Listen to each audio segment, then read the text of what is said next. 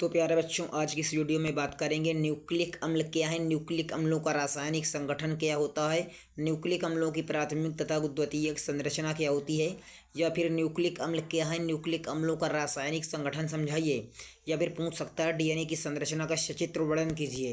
तो ये कक्षा 12 रसायन विज्ञान पाठ 13 जैव अणु से संबंधित बहुत ही जबरदस्त क्वेश्चन है जो विस्तृत उत्तरी में पूछा जाता है।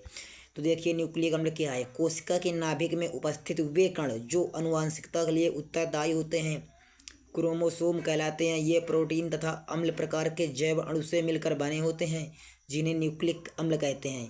अब न्यूक्लिक अम्ल जो होते हैं वो दो प्रकार के होते हैं। नंबर 1 डीएनए यानी कि deoxy nucleic acid. Number 2 RNA यानी राइबो न्यूक्लिक एसिड। चूँकि न्यूक्लिक अम्ल न्यूक्लियोइडों की लंबी श्रृंखला वाले बहुलक होते हैं, अतः इन्हें पॉलीन्यूक्लियोटाइड भी कहा जाता है। न्यूक्लिक अम्लों का रासायनिक संगठन। डीएनए या आरएनए के पूर्ण जल अपघटन से एक पेंटोस शर्करा फास्फोरिक अम्ल तथा नाइट्रोजन युक्त विषम चक्रीय यौगिक प्राप्त होते हैं। डीएनए अणु में शर्करा अर्धांश इकाई बीटा D2 डीऑक्सीराइबोस होती है, जबकि आरएनए में ये बीटा डी राइबोस होती है। यहाँ पर फिगर भी के माध्यम से पूरा समझाया गया है। अब डीएनए में 4 क्षारक होते हैं, एडेनिन, गुआनिन, साइटोसिन तथा थायमीन, जबकि आरएनए में थायमीन की जगह पर यूरेसिल उपस्थित होता है। अब देखेंगे न्यूक्लिक अम्ल की संरचना। डीएनए तथा आरएनए के पूर्ण जल अपघटन में पेंटोस शर्करा फास्फोरिक अम्ल और नाइट्रोजन क्षार प्राप्त होते हैं। डीएनए में एक भाग बीटा D2 डीऑक्सीराइबोस होता है, जबकि आरएनए अणु में यह बीटा डी राइबोस होता है।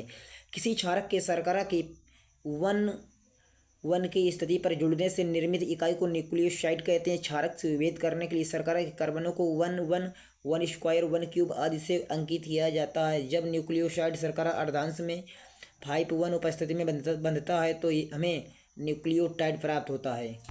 अब देखिए डीएनए की द्विकुंडलीय संरचना। जेम्स वाटसन तथा फ्रांसिस क्रिक ने डीएनए की द्विकुंडलीय संरचना दी है।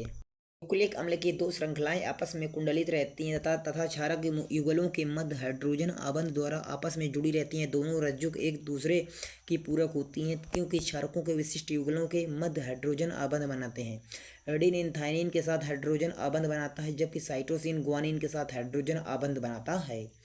अब देखेंगे आरएनए की द्वितीय संरचना क्या है। आरएनए की द्वितीयक संरचना में कुंडली केवल एक रज्जुक की बनी होती है, जो कभी कभी वे स्वयं को मोड़कर द्विकुंडलीय संरचना बना लेती हैं। आरएनए 3 अणु प्रकार के होते हैं तथा ये निम्न क्रियाएं संपादित करते हैं। इनके नाम संदेशवाहक आरएनए, एमआरएनए, राइबोसोमल आरएनए यानी कि आरएनए तथा अंतरण यानी आरएनए यानी कि टीआरएनए होते हैं।